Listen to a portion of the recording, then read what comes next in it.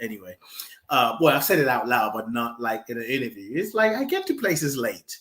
And I think saying it out loud in this interview is probably a sign that I'm healing it and I'm being more at peace with it. So I got there late, about 20 minutes late, which is a little bit more than, that normal. I was upset, mad at myself. And so we walked in. I didn't know Jennifer then. But I noticed she was leading it. Jennifer was the one that brought InterPlay to Atlanta. And she said, "Oh, you just go sit over there in that group." I'm like, "Okay, cool." And I'm still like in my head, like, "Oh, I wanted to be here early." And now I came there because I felt like with my first conversation with Olivia, who's another interplayer, was recognizing that I felt like I was creatively constipated and I needed something to get me out, something to help me express. So when she told me about it, I said, it's what she said, but I felt something that this is a place that I need to go to. Well, and once I decide I'm going to do something, I'm going to do it. So I got there late and Jennifer said, "Oh yeah, you can sit with that group." So I sat down and she said, "Oh, you'll figure it out." Because I was like, "What are they doing? They're in a group already." I didn't know you and your beloved Joe at that time. So I sat next to you guys. And then I think you're the one say, "Yeah, we're doing something called gibberish." I was like, "Oh, okay, what's that?" She said, "It's when you speak in a made-up language." And which we have since changed that terminology. Yes, right? absolutely. And I was like, "Made it." She said, "Don't worry, just watch and listen, and you pick it up. It's easy." And then I heard people go, "What you doing?" And I was like, "Oh, hell no, we ain't doing this." I was like, no. And I was sitting there, I was sweating. And I was like, "Oh my God, I can't do this. There's no way I'm doing this." And then I thought, well, if I speak in Yoruba, it's not a made up language because it's a language, they won't know. Then I said to myself, well, but you would know you were not participating. But what made it so difficult, so challenging was it touched something in me. As a Nigerian that's born in UK and lived in Nigeria, so when I came back here in 1986, I had a strong Nigerian accent. And people laughed at my accent. People still talk about how African sounds, comedians make fun of. So in that moment, it just brought all of that up. And I was pissed. I was like, people made fun of me for my accent. And now you're making up accent, made up language? Ooh. And when it cut to my turn, I really wanted to opt out, but I didn't know. I didn't know that I have a choice to say I didn't want to do it. So I just went ahead and did it. And I think I left my body when I did it. Because if I stayed in my body, I'd be like, I can't. And I said something, my heart was racing.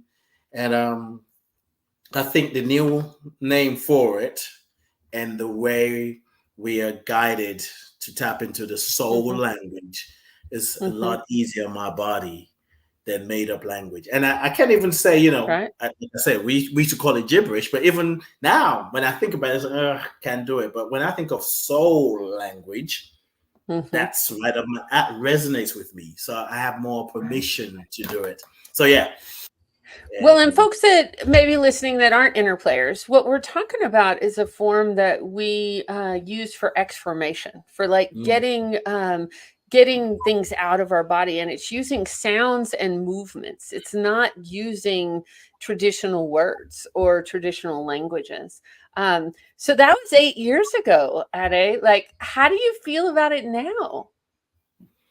InterPlay or soul language or gibberish? Which one? Any of those that you want to answer, my friend. Well, I feel about InterPlay now. I said about, being a co-president for the board. I am grateful for InterPlay. InterPlay has literally come to my rescue. InterPlay has been a laxative because I was creatively constipated. InterPlay is that is the new, like, I don't know how we're gonna market that, but trust me, like, a lot of people like the castor oil. everybody's like, oh, I can express myself. I can find my own. I found my own voice. I sing now just because we're constipated. So, what's going on with my lighting? My lighting is not the best. But anyway, I'm gonna dance through it. It's InterPlay also gave me created space for me to have uncomfortable conversations in a real way, in a way that's not antagonistic. I often say to people, if InterPlay, the tools and the practices that we have, if it wasn't dealing with uncomfortable conversations around racism, injustice, oppression, I would have left. And it's the reason that I'm here, because our tools and practices allow us to have that conversation and paying attention to the body. When we don't pay attention to the body, we do harm to ourselves and others, and we stay in the head. And some of the things that we're seeing today that we're struggling to understand why it's happening is because too many people have stayed in their head. And those of us sometimes call ourselves social justice. I'd say it, liberals and progressive and change agents. We're still doing the head thing. We're not doing the heart thing, head and heart and the body. Like, I'm able to sit in a conversation. I was talking to someone about 2 weeks ago, and I brought up something that he had brought up, which I really appreciate. And then as we start talking about it, he started to go to places. And I was like, because I was thinking, I don't know if I agree with that. But I kind of, but it's like, oh, don't take it too far. I can feel my body responding. So because I can recognize, rather than, if I wasn't connected to my body, I could have made up some stories about him and say, well, this is the reason he's doing that. And I don't, I'm not sure if I like people who do, but I can tell in my body I was getting uncomfortable. So rather than make up a story about him or about myself, I just breathe. And I told myself, I noticed what's happening here. My body's feeling some kind of way. And so InterPlay for me, I've always been aware of my body, but I hadn't always been aware of my body. Right. It's like I knew it, I feel it. When you're hungry, you feel it in your body. When you're tired, you feel it in your body. When you're exhausted, you feel it. But our tools and practices help me pay attention. I was having a conversation yesterday and I noticed I was eating fat. No, I was listening to a message and I noticed I was eating fast. And I said to myself, you shouldn't be listening to this while you're eating. And I noticed eating fast was because the conversation was triggering me. But I was able to pay attention to what's happening and my heart rate. And I'm able to do that with sessions that I lead and work that I do now. Just have people shake it off, X-form, take a deep breath, kind of drop that in there. So anyway, I can go on and on and on, as you can tell. Well, I love it. And because you and I recently got to break bread together and be together, yes. I feel like this is a leading question, but I was really impressed when we were talking about how you have taken InterPlay into your community and your work, and in ways that you didn't even expect. And will you talk a little bit about that, about how your personal embodiment practices, such as InterPlay and other somatic modalities, contribute to your work and your deeper understanding of self? Absolutely. As humans, we get in a groove. We like to, do the same thing over and over, generally speaking, because it makes us feel safe.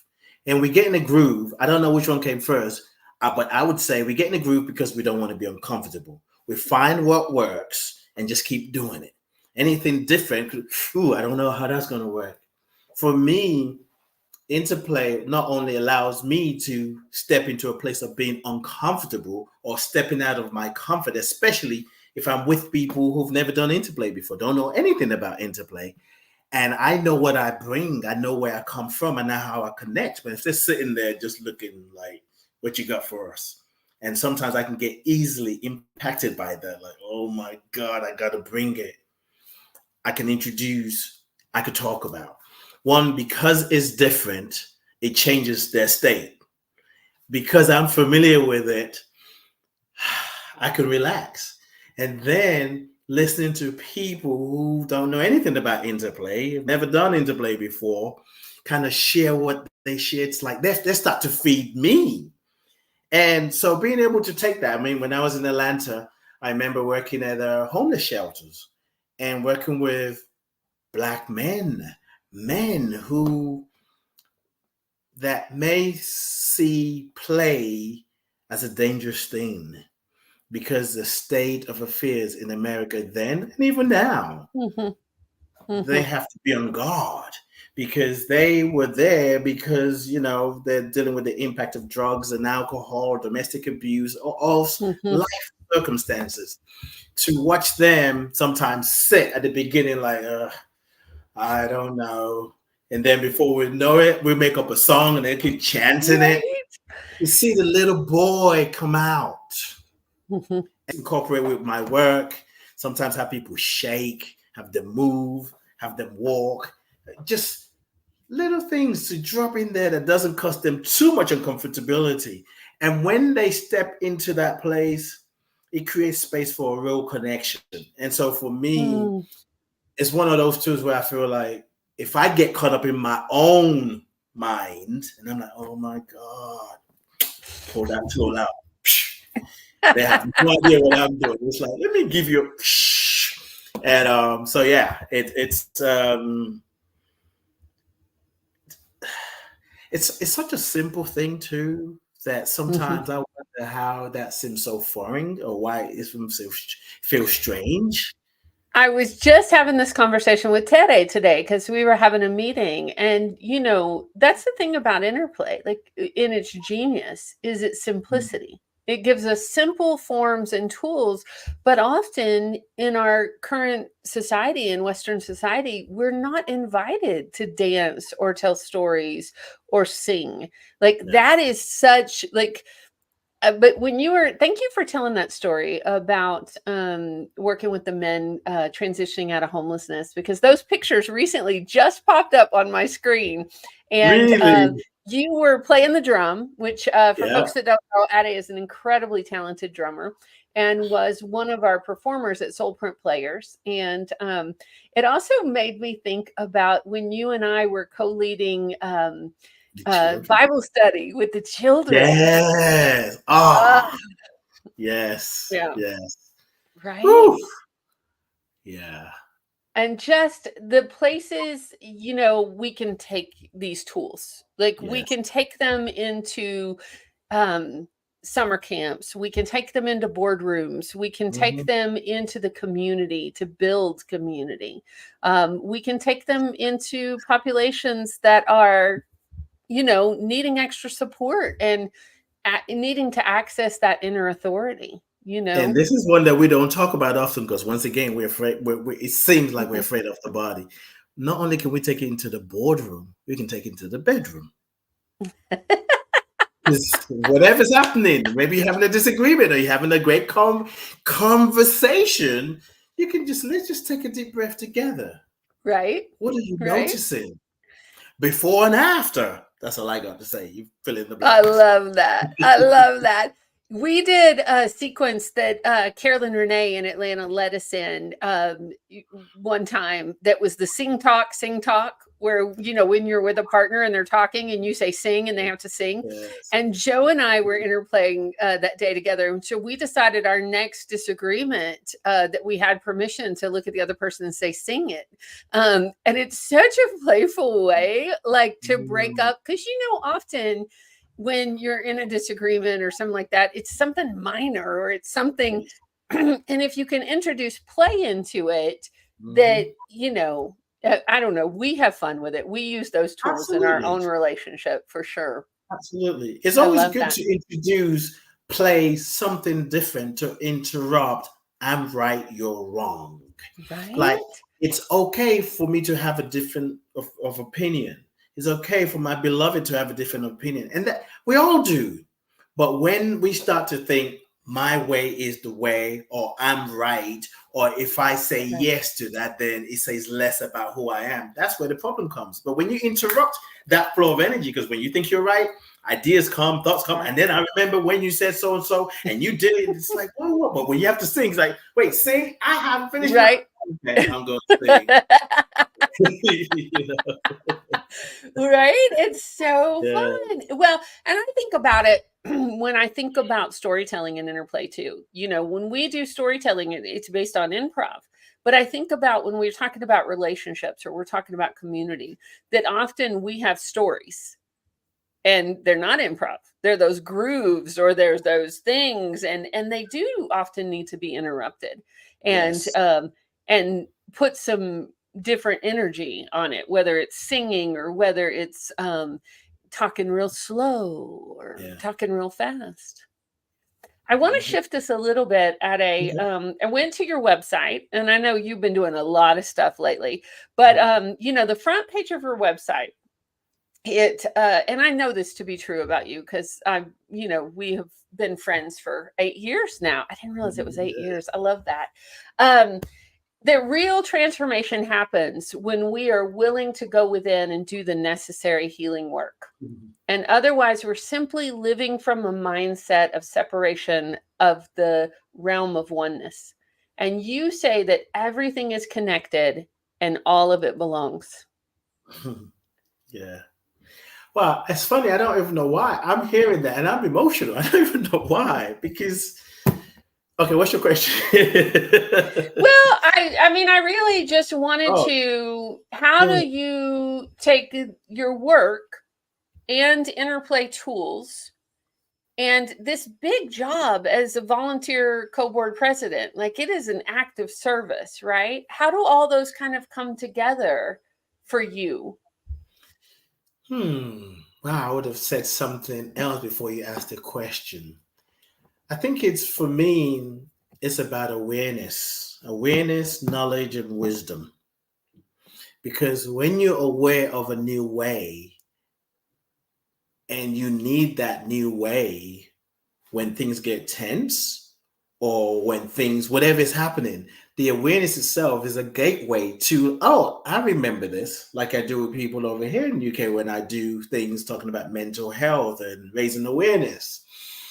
And even, you know, being a co-president, sometimes there are some topics that we have to deal with that everybody has different opinions and different ideas of what it needs to be. And then somebody can say, I think we need to stop and take a deep breath. I think we need to stop and move. Because once again, we interrupt the I am right.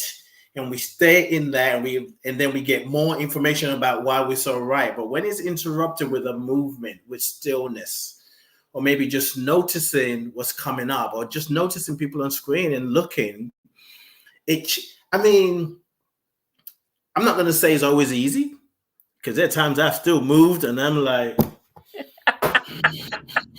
needed a long song. Yes, a long song. Don't play that for 4 minutes. Play it for longer.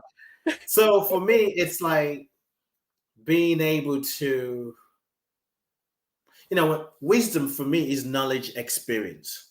You know, we can have knowledge, we can know something, but if we don't apply it, if we don't use it, it doesn't stick, doesn't get in the body. So when something is practiced and it gets in the body, there's a wisdom to know what is called for. Where somebody might say, you say, well, let's just take a moment to be still and notice what is happening. Somebody else might say, I was just thinking that. So you talk about connection. There's an invisible web that connects us. So in fact, I feel like you asking me questions and me answering is actually the slow way of doing things. You know, because when you read that quote on my website, it touched me. But I'll be honest. I mean, I wasn't thinking about it then, but a part of me was like, okay, don't get too emotional. You're here for an interview. So I said, ask me a question. Because if I had just gone with that, God knows where that would have taken me. Because this is something on my website that I know. And now that I'm thinking about it, it's like everything is connected. Interplay is a universal language. Storytelling is a universal language. Movement is a universal language. Mm-hmm. And it's a language that we all understand because it touches the soul. It touches the heart. Sometimes you can see somebody dancing, moving, and something that you would call it mirror neurons, where something is activated in you. I went to the theater on Friday. It's a National Jamaican Dance Theater. And the things that we're doing with their bodies. And I was sitting down and I felt like I was in the music, in the movement. Right. When we pause long enough, we can start to tap into the truth that everything is connected. Everything is connected. Well, I had this conversation about 30 minutes ago before I got back home. We're talking about a connection. Everything is connected. So, I was like, I thought I'll be home earlier, but I wasn't. But I wasn't tripping because I knew it was going to be okay. So the prep was already happening at the event where I was. And it has nothing to do with Interplay, but the conversation started. And then you asked me, it's like, everything is connected. Whether we call it good, whether we call it bad, whether we call it negative, whether we call it positive, it all belongs. And Interplay and the tools and the practices and things that I'm learning that we can even be creative with it. It makes room and space for the things, the feelings that's hard to be with. When we push those feelings and the trauma away and the harm, and we're like, no, I want to think positive. I don't want to think that. No. Healing doesn't happen. Right. We got to make space. We got to treat that part of ourselves that we want to reject, that we judge. We want to treat it like a little 4-year-old that just wants mommy to hug her. Or the 4-year-old boy who just wants love. Like, let's bring the guilt. Let's bring the shame. But we prepare ourselves by noticing what's going on in the body. And when we're in that place, when guilt, shame, rejection, betrayal is welcomed, they can't fight back. They just want to be accepted. You saying that makes me think about our community practices, right? And the one about we all get to show up as we are. And right now, it's interesting that you talk about everything's connected. Yeah, I don't know if I've ever told you this, and then you went straight to that because that's the one that not challenging is an invitation for me. I am very good at creating space and letting people know whatever you bring, it's okay, it's welcomed. But there is a part of me, and I would say there was a part of me because I'm no longer claiming it, that would not allow the whole of me to be welcomed into a space. And then with Interplay, sometimes we're having a board meeting and, I've just came back from an event, a meeting. I'm like, oh my God, I'm a co-president. I have to be a certain kind of way. I wonder what they're saying, thinking about what I'm saying. I have this narrative going on, or just life in session. And there are times that I've just consciously said, I'm going to just bring my whole self, just as I am. Just as I am. I love that.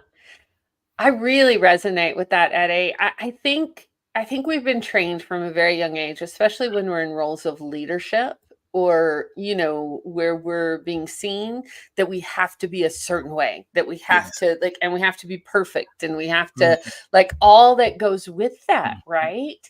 And so I am just curious about how many leaders, right, have that feeling that they don't get to show up with their whole selves because they wouldn't be accepted. And that if they could be embodied leaders, if they could be fully present with everything. We had a guest on my other podcast not too long ago that gave us a statistic that I still am like, what? And they said that less than 10% of leaders are self-actualized, have self-awareness. Less than 10%, right? I'm still curious about that and questioning it, but I was like, that's how we could change the world, right? Just these Yes. simple tools and practices as leaders ourselves, and Wow. as bringing them to community and leadership where we were allowed to show up as our full selves. It's so interesting.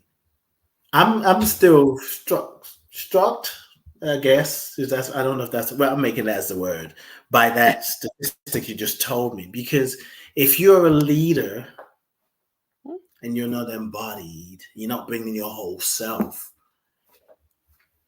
how are you leading? And what are you demonstrating? And I don't say this as a judgment, because there are times I'm like, I forget because I'm all up in my head. What are we teaching people? Right. And it's like, what are we telling people that leadership is? And of course, but when you really think about it, if I look at it from a different perspective, when you look at the leaders in the world and what they stand for, what they say, that's actually, I can actually with that. But yeah, I don't have to say nothing because everything is connected. You say, right? Oh, I can see why you can stand up and say something like that.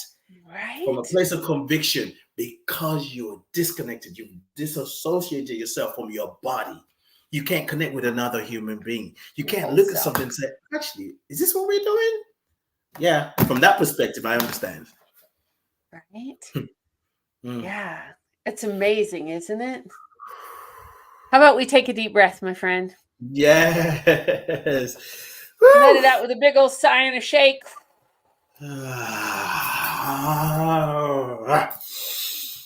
I just want to say thank you. Thank you for being willing to be a guest. If anybody that's listening live, if you have a question or a comment for Ade, now's your chance to ask it. I am just so grateful, because you've been serving as our co-board president for 3 years now. Is that right? Yeah. And that's a lot of work, my friend. And it's playful work, but it's still a lot of work. Anybody that's ever been on a nonprofit board knows. It's playful work. It can be pressure work. And you have to reach for the play. Right. Yeah. But just so grateful for your leadership and who you are and how you show up in this world. And that, you are an embodied leader and you're taking it wherever you go. And I am so glad that we didn't scare you off that very first day. Woo! Lord. Like, what is happening? Right? Well, you asked. Here's what I love about that story is you asked for a tool and it was given. Right. Exactly. Because then now I was like imposing constipation. Like, I'm not going to do it. But I never thought of it that way, actually. It's interesting, because sometimes when we ask to be set free from ourselves, we get a test, a tool, or a transformative experience that we may not even call transformative, but actually it's what is needed exactly to go straight to the pain or the depression. There's depression and there's expression. So I'm thinking of what's that thing called where they give you 1/10 of the thing you're trying not to get, homeopathic or microdosing exactly. It's like when we ask to be more, to grow, to change, to transform, sometimes we'll get the thing that we would say, who ordered this? Because I tell you, I've been in some government retreat that I did not remember signing up for. And I said, I did not put my name down for this retreat, and life and universe and God said, oh yeah, you meant to be here. And now on the other side, I'm like, whew, thank you, but I ain't trying to go there anymore. Right? Yes, I love absolutely. that. Sherry has a question or a comment for you and says, could Ade say something about how he felt when he first heard the racial equity statement of InterPlay? So everything is connected. I wasn't going to get emotional, teary-eyed, and I interrupted by saying, ask me a question. And now Sherry asked a question. It's like, oh, you're going to get emotional. first time, I didn't even know that was happening. When I heard the racial equity and transformation statement, I remember just booing, crying. It touched me so deep. And there were times I was thinking, why is this impacting me like this? Because what it meant for me, I was sharing with another friend a few days ago that without knowing it, but I didn't consciously know it, I have always resisted, not for any sort of oppression, injustice. I've always pushed back. It breaks my heart. If I talk about it long enough, I just get emotional. What is going on? What? Your ancestors are giving you a little amen. And the thing that just broke or did something should never have done that. Okay. So anyway, so injustice, oppression, it's always been something that just it touches the core of me. And it felt like I was being affirmed. It felt like Black people were being affirmed and seen. It felt like Africans were being seen. And it also demonstrated a willing, open heart of love to include us all. Now, I can't even tell you that everything I just said, yes, but it was deep. It was deep. And I remember Caroline. Cecil out of Chicago? No, Caroline, Kamau's wife. Mm-hmm. Can't remember her last name. She just came and just embraced me. And I mean, I was like, why am I responding? And why is this touching me? But then it's like, you know, when I'll say this real quick. I know we got to go. And I'm catching this. An act of love, a demonstration of love touches me so deeply. I went for an interview about 8 months ago. And thankfully, I didn't get that job. But I remember in an interview, they asked me, they said, what motivates you? And I thought, what does? And instantly, it was like the wise part of me just said, oh, we know that. And I said, love. I said, if we allow ourselves to tap into, go deeper into love, there's so much we can do together. We won't harm each other the way we're doing. And as I kept talking, I was getting emotional. I'm like, wait, this is a job interview. And I was in tears. So one part of me is like, I feel this. The other part of me is like, what are you doing? You're in an interview. And the people interviewing me, what I remember, they were just looking. To me, they just like this blank look.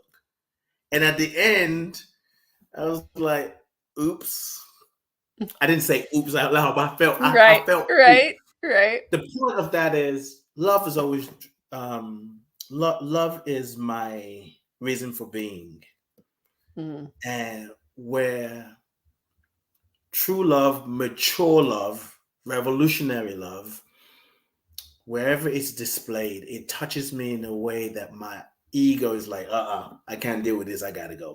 And my heart is like, playground. And my ego is like, oh, this is too much for me. So yes, it felt like a demonstration of love, and it still does. And for folks that are listening that may not know what we were just referencing, it's InterPlay's commitment to racial equity and transformation. And I will put a link in the show notes to that statement. And it was a statement that was created back in 2017 and has been revised. And as we continue to grow as an organization and and you're part of that transformation, Ade, and your leadership and your love leadership. And Sherry said, so beautiful. Thank you. Thank you for that question, Sherry. Yes. Absolutely. Well, I think love is a good note to end on, my friend. Embodied leadership and love. Just so grateful for who you are and your work in the world. And we are really lucky that you're one of our leaders. Oh, what you, I believe you get from me, I get from you, and InterPlay, because we're all part of one universal body. And when we all show up to do what we're here to do, the body will be healthy. So, hey, I'm grateful. Thank you for this opportunity. Thank you for the interview. And I'm glad I made it back on time for it to be seamless. So grateful for you, my friend. Yes. Until next time. Yes, Love indeed. Bye-bye.